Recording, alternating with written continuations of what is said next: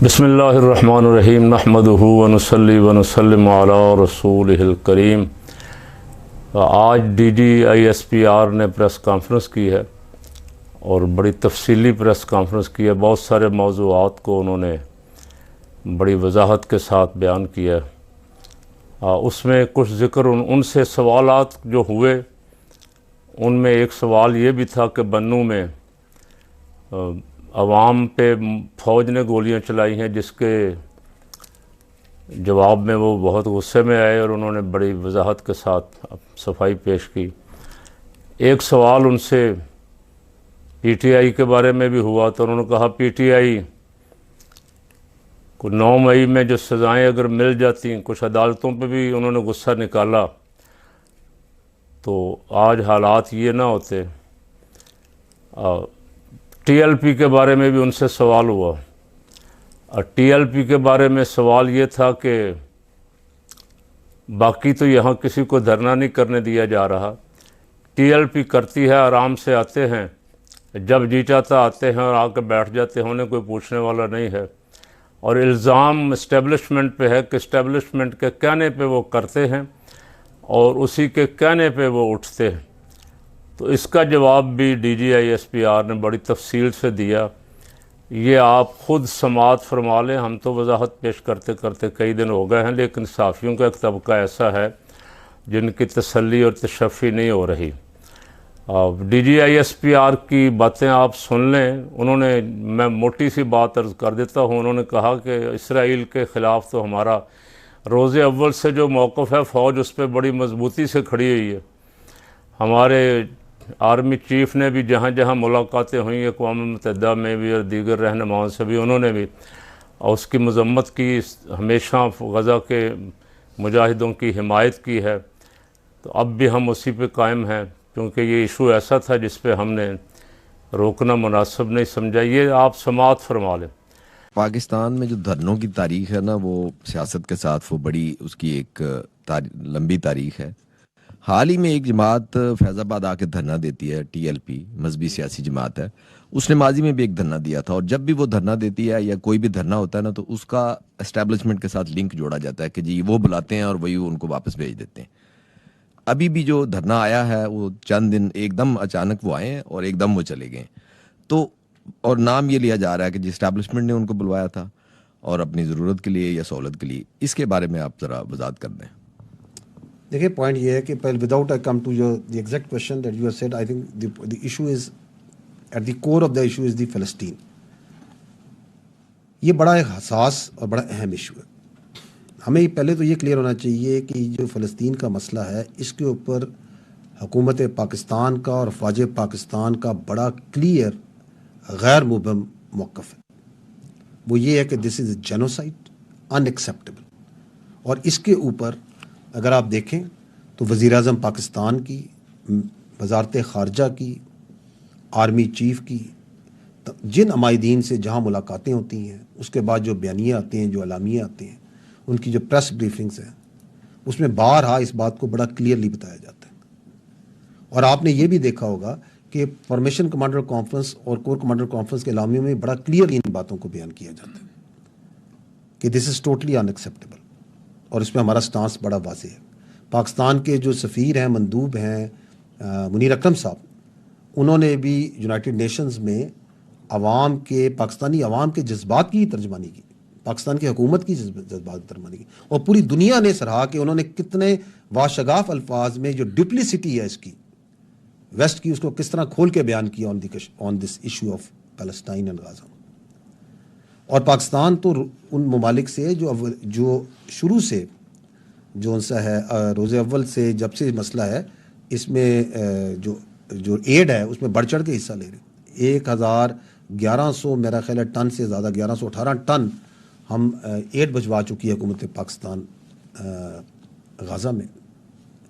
और army chief की मुलाकात उनसे भी हुई, एम्बेसडर से भी हुई, UN सेक्रेटरी जनरल से जब हुई, और इमाम काबा से भी हुई, और जिनसे भी मिलते हैं, तो फ़लस्तीन के मसले पे हमेशा very clear and openly stance वो बात करते हैं।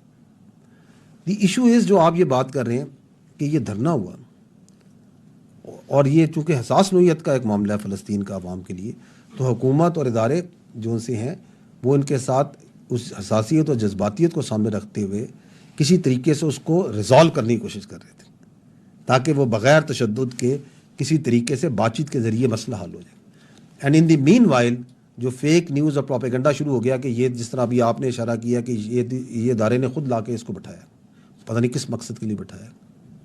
कल अगर जमात इस्लामी गाज़ा के ऊपर आके बैठेगी और धरना देगी तो आप कहेंगे कि ये भी फ़ौज ने आके बिठाया। कोई और प्रोटेस्ट पाकिस्तान में हो तो ये भी फ़ौज करवा रही है। आज बड़ी ख़बर ये है कि आज पीटीआई के दफ्तर पे फिर हमला किया गया दोपहर, और पीटीआई के वहाँ से कागजात वगैरह उठा लिए गए। रऊफ़ हसन साहब को और बैरिस्टर गौहर साहब को और अहमद वकास या जुंजुआ साहब हैं, क्या नाम उनका, उनको उठा लिया गया। रऊफ़ अपने गौहर साहब को तो बाद में छोड़ दिया गया, वो प्रेस कॉन्फ्रेंस कर रहे थे और उन्होंने भी बहुत सख्त प्रेस कॉन्फ्रेंस की।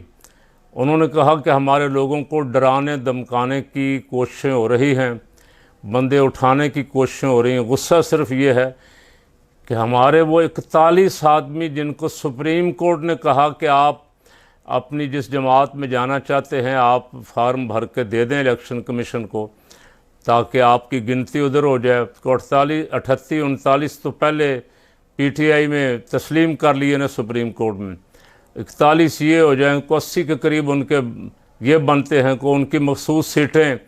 इससे हुकूमत खौफज़दा है। हुकूमत उस दिन की ऐसे लगता है जैसे हवास बाख्ता हो गई। मियाँ साहबान मरी में मीटिंगें कर कर के कई मशवरे करते हैं। पीटीआई पे पाबंदी की आज अफवाहें बहुत गर्म हैं, क्योंकि क्रैकडाउन हो रहा है उनके कारकुनों के ख़िलाफ़, उनके लीडरों के ख़िलाफ़।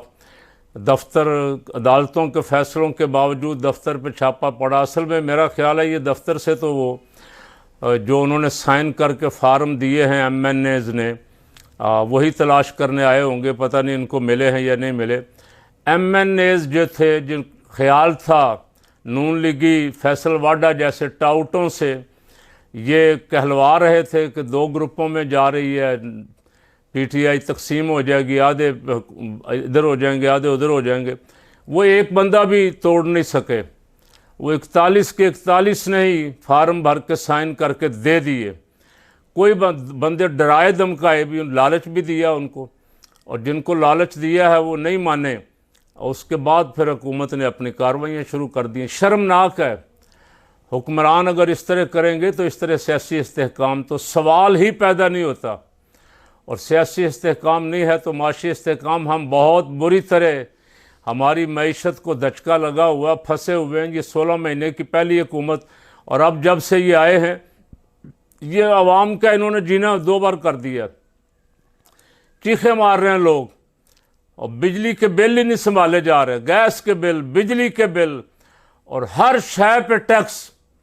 तनख्वाहदार तबका, मज़दूर तबका, गरीब आदमी, और उसका जीना मुश्किल कर दिया। अब तो इनके अपने लोग भी बोल रहे हैं।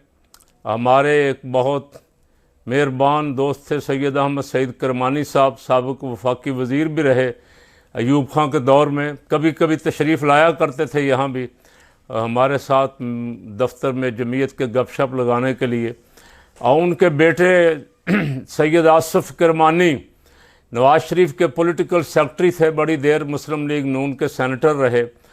रात उन्होंने भी मुस्लिम लीग से अलहदगी का ऐलान कर दिया। मुस्लिम लीग की पॉलिसियों की वजह से लोग इतने तंग आए हुए हैं, मुस्लिम लीग वाले इतनी घटिया हरकतें कर रहे हैं कि उनके अपने साथी और करीबी साथी भी शर्मिंदा है कि यार ये तो इनका तो सियासत से, जमहूरियत से, आज़ादी इजहार राय को दूर दूर तक भी ताल्लुक़ नहीं।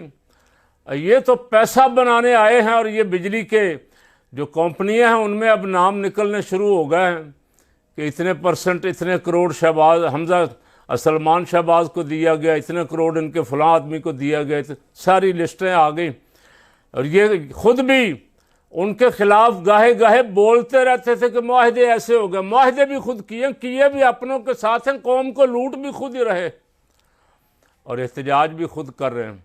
मियाँ साहब जब लंदन थे तो बिजली इमरान खान के ज़माने में कुछ महंगी हुई तो मोहतरमा मरीम साहबा फरमाती थी मियाँ साहब को नींद नहीं आती, मियाँ साहब का दिल बड़ा परेशान है आवाम के लिए, मियाँ साहब तो दिन रात बस लो। अब मियाँ साहब मरी में बैठे हुए, जाती उम्रा में या मरी में, मियाँ साहब को इतनी महंगाई करने के बाद चैन की नींद आती, और कौम से मियाँ साहब झूठ बोलते हैं, खुल्लम खुल्ला झूठ बोलते हैं, तो ये कितने को दिन चलेगा? ज़्यादा दिन नहीं चलेगा। दबा के किसी ताकत को, आवाम को, या किसी बड़ी पार्टी को, सियासी पार्टी को दबा के, पाबंदियां लगा के ये समझना कि हम कंट्रोल कर लेंगे, तो ऐसे हुकूमतें नहीं चलती। हुकूमतें चलाने के लिए आवाम के दिल जीतने होंगे, आवाम को सहूलत देनी होगी, इस महंगाई के अजाब को उठाना होगा, लोगों के लिए सहूलतें पैदा करेंगे तो लोगों के दिल में आपके लिए कोई हमदर्दी पैदा होगी। इस तरह पकड़ दकड़ करके कितने दिन चल लेंगे? साल, 6 महीने, 2 साल। और जब आवाम निकल आती है बाहर तो फिर कोई ताकत उनके मुकाबले में ठहर नहीं पाती। इसलिए आप बंदे उठाने, दफ्तरों पे छापे मारने, धमकियां देने वाले रास्ते से हट के जमहूरियत वाले रास्ते पे आएँ, जो जिसका हक है उसको मिले, ताकि मुल्क जो है हमारा सलामती के साथ आगे बढ़ता रहे। अल्लाह ताला इस मुल्क की हिफाजत फरमाए।